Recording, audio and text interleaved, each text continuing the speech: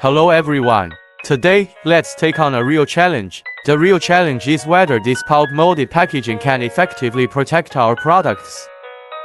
There is a notebook and a water cup inside this packaging. We will have the box and notebook containing the water cup fall freely later. If the water cup won't break, that means our packaging box can still effectively protect our products. Okay, let's get started.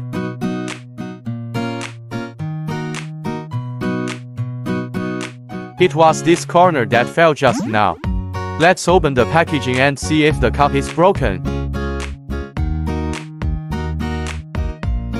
We see that the water cup is still intact and undamaged. There are no signs of rupture.